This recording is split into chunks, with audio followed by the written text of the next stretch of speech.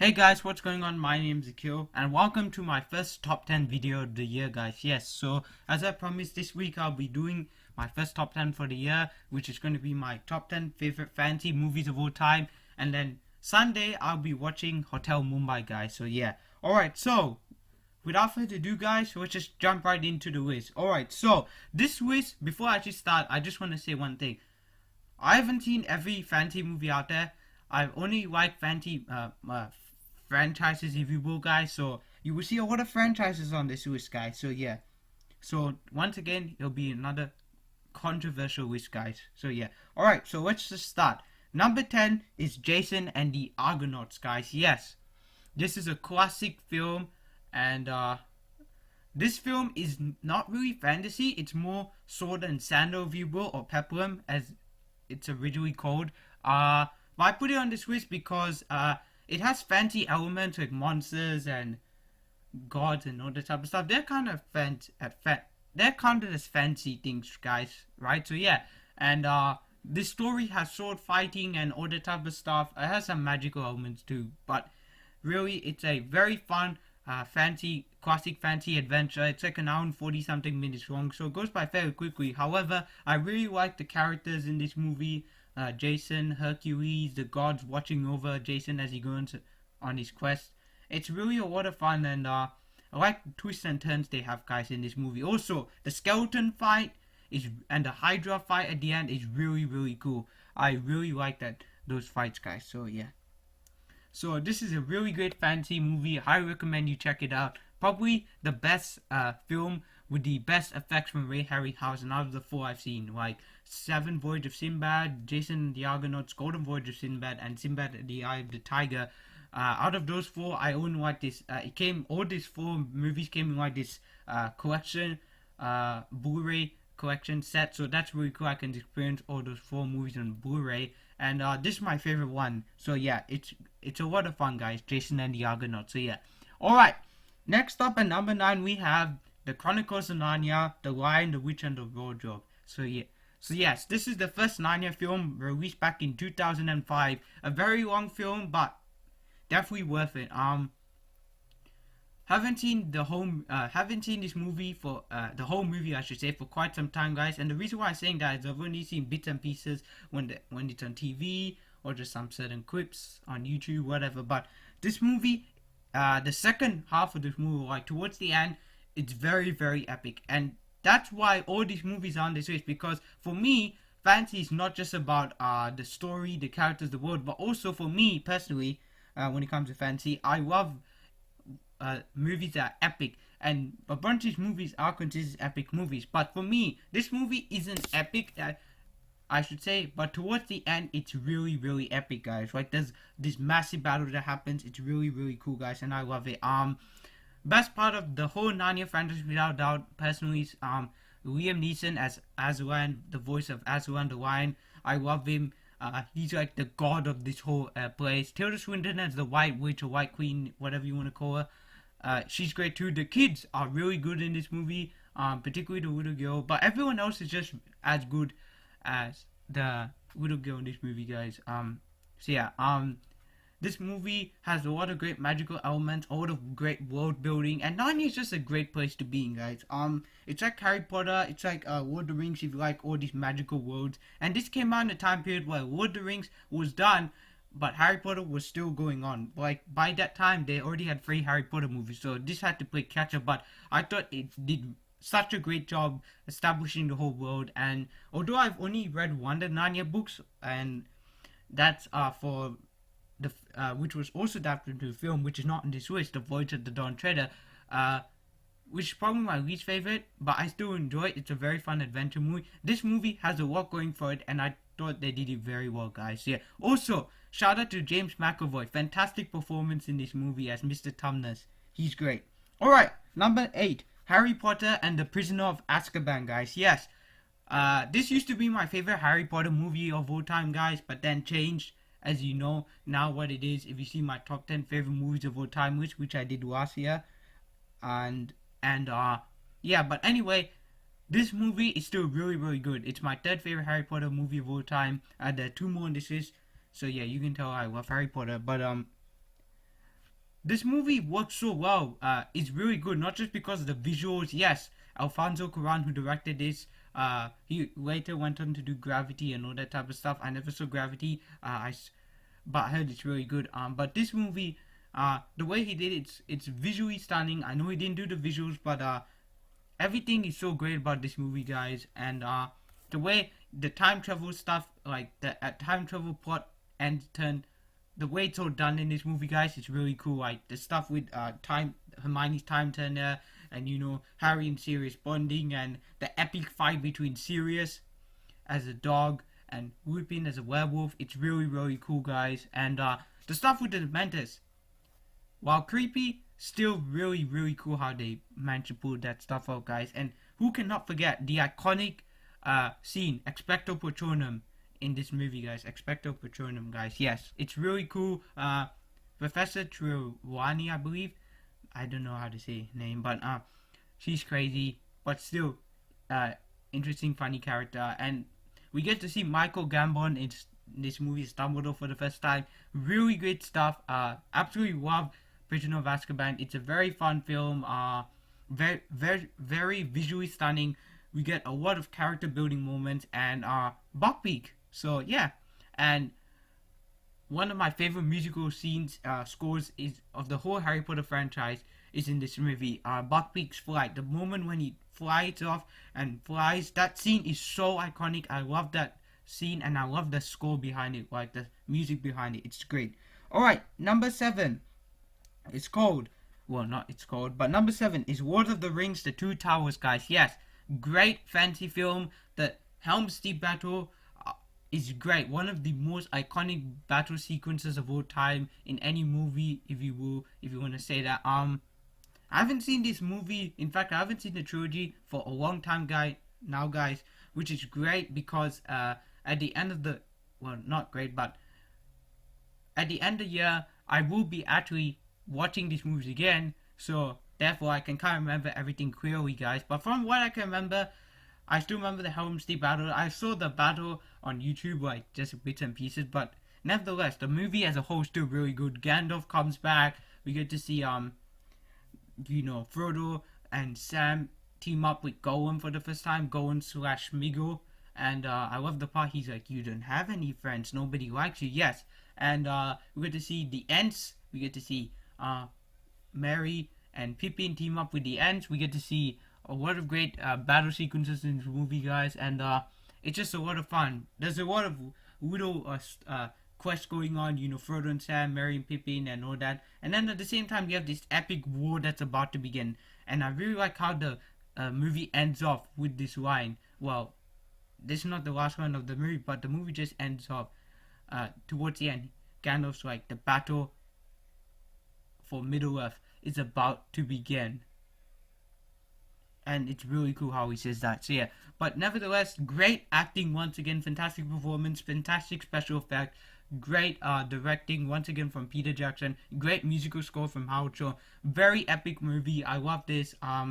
Just an epic film all around, guys. So yeah, but we're not done with Middle-earth yet, guys. We're not done. So yeah, all right. Now number 6 is Harry Potter and the Deathly Hallows Part 1, guys. Yes, the best Harry Potter film of all time. I'm kidding. Why did I say that? I don't know. This movie is really, really good, guys. It sets up Part 2 so well, and this is probably one of the most underrated Harry Potter films I've ever seen, guys. Honestly, it's so underrated. The way this movie works is it just meant to be a movie about the trio going on the run, and it's a very intense movie. It's well acted, well shot, well told. It has a great story, great emotion, great drama, surprising amounts of humor, and it's a very intense movie. This feels a bit like a roller coaster ride, if you will. That chase sequence through the forest, one of the most underrated sequences in the whole Harry Potter saga. I love that scene, guys. So yeah, the whole movie is just great. I apologize when I said this is my favorite Harry Potter movie of all time, guys.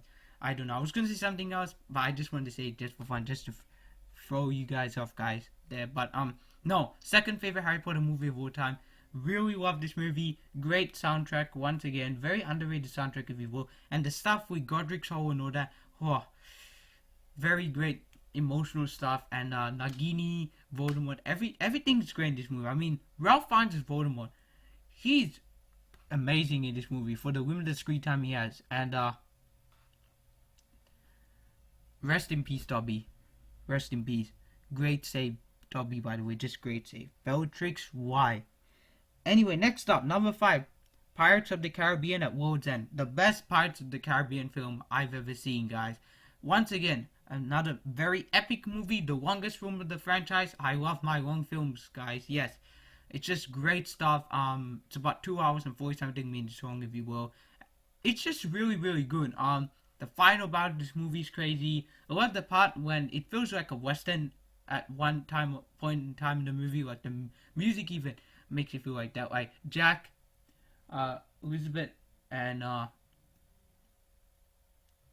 what's his name? I can't remember his name. Davy Jones. Not really Davy Jones, but Jack, Barbossa, and Elizabeth are together, and then Davy Jones, the other guy I can't remember, and Will on the other side, and that whole sequence, and then they change sides. It's all really, really cool. So overall, great stuff. Go watch my review of this movie, by the way, to see my full thoughts on this. And yeah, it's on my channel, by the way. I've covered all 4 Pirates of the Caribbean movies except for the 5th one, and this is my favorite film of the franchise without a doubt. Great action, great directing, great music from Hans Zimmer. Everything just great about this movie, guys. It's not a well, not everything. There are problems. I still give it an 8 out of 10, but it's still a very fun, action-packed film, guys. Yeah. Alright, number 4. Chronicles of Narnia, Prince Caspian. The best out of the 3, in my opinion. But why? It's epic. That's all this movie is. We get to see Ben Barnes as oh, I remember his name. Good job. Ben Barnes as Prince Caspian. Yeah. We also get to see the mouse for the first time. This movie is much more darker, more mature. One YouTuber said, I wouldn't point out who it is in case. Well, I just won't point out who it is. But one YouTuber said it feels like Game of Thrones, if you will, like meet Narnia. Game of Thrones meets Lord of the Rings. I don't know, but that's what I would say. But yeah, it's definitely more darker, more mature, and it's more adult. But that's kind of the same as mature. The acting is still really good. Liam Neeson as Aswan once again. The final part of this movie is great. I don't really have much to say for this movie because this is one I haven't seen for a very long time. And yeah, but nevertheless, great film. And yeah, the best of the franchise. Alright, sorry about that, guys. I just didn't know what to say for that film, guys. I said a bit, but still, at least I said something, guys. Yeah, alright. Number 3 is The Hobbit, The Battle of the Five Armies, guys, which I am going to be doing an in-depth review next week, guys. Yeah. Oh, give me a sec, guys. I just need to charge my laptop. Won't be that long.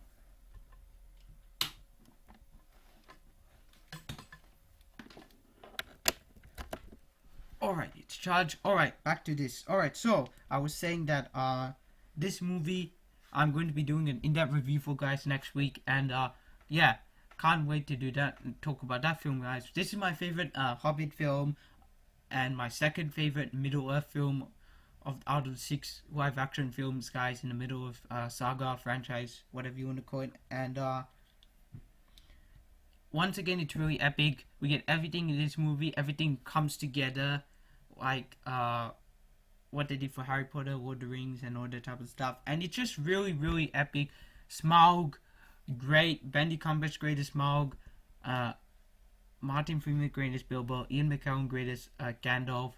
Richard Armitage, greatest Thorin. Lee Pace, greatest Thranduil. Everyone's just great in this movie. I know some people don't like the romance and how long drawn out this movie is, guys, because it's not like the book at all. But hey, they wanted to make a trilogy. They made it.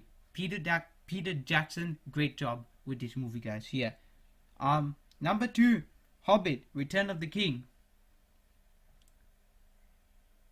Whoops. I said Hobbit, Return of the King, guys. That's why I just stopped. What did I just say? Lord of the Rings, Return of the King, guys. I'm sorry. I was not prepared for this. Yes, I was prepared for this. What am I saying? Lord of the Rings, Return of the King. The best out of all 6 Middle-earth movies, without a doubt. Fantastic finale. can't wait to talk about this movie, guys, because there's a lot to talk about, especially because it's the extended edition. There's like 4 hours of footage, guys. It's crazy. So much to talk about in this movie. It's going to be like 90 to maybe even a 2-hour talk, guys. But let's hope it's not that one, guys. Yeah. If not, my mouth will start to ache. But I'll get a glass of water when it comes to the Lord of the Rings films, guys. Yeah. Anyway, Return the King. Great send-off for the whole franchise. And everyone's just great in this movie. What do I have to say, guys? It's Lord of the Rings Return the King. It's really epic. A great spectacular finish. Gollum gets what he wants and then gets killed at the very end. And the story's really great. And yeah, like I said, don't have much to say about these movies, guys, before. And just because they're epic. So yeah, acting's great. Really, what do I have to say about this? But number one, my favorite fantasy movie of all time is still, without a doubt, Harry Potter and the Deathly Hallows Part 2. Fantastic film. Wow. I can't wait to watch this on 4K when I get the chance to, which I will soon after I come back from the US, guys. Yeah. Yes. This movie has so much going for it. The acting, the action, the humor, everything in the Harry Potter franchise just comes to hold in this movie, guys. It's just a great finale. That's really all I have to say about this movie, guys. I've talked about this movie before, so you can go check out my full thoughts on that, on this movie, in more thoughts on my other thoughts on this movie in my top 10 favorite films of all time list, guys. Yeah. But anyway, that's really all I have to say for that. And that's my list, guys. Yes, there you have it, my top 10 favorite fantasy films of all time. Sorry, I couldn't say as much as I wanted to, guys, but this was still a long video, guys. Yeah. I really love these movies. And fantasy film, the fantasy film genre as a whole is my favorite genre of all time. I love superhero films, but I have a huge respect towards fantasy films, guys. Yeah. Now, my next series of, well, my next top 10, I should say, will be in July, which is my birthday month. Yay! Yeah. I just had to kind of make sure that was right. And that's going to be the opposite of fantasy, sci-fi, guys. Yes, I know people usually put those two together, but that is going to be always full of franchises, guys. And I've not seen every sci-fi movie, and so yeah, so that's going to be interesting, guys. But hopefully there are some movies that people really agree with that are great sci-fi movies, guys. Yeah. But anyway, guys, what do you think of my list? I know it's a very controversial list. I know there's a bunch of franchises, and I know there are films that are like third installments of films that are like the final film of each franchise, guys, and the very epic films of each franchise, guys. But I'm a guy that loves epic films. And for me, personally, when I'm watching a fantasy movie, I don't just look at the characters, the story, and all that, and the directing, but also, and the music. Of course, yes, the music, but also how epic it is, guys. That's how I look at a fantasy film. Everyone looks at films their own way, guys, but for me, that's how I look at a fantasy film, guys, yeah. But anyway, what do you think of this list, guys? Tell me in the comments below. Thanks for watching. See you guys soon for my Hotel Mumbai review, guys, coming in a few days now, guys. And this is Akil, and I'm signing out.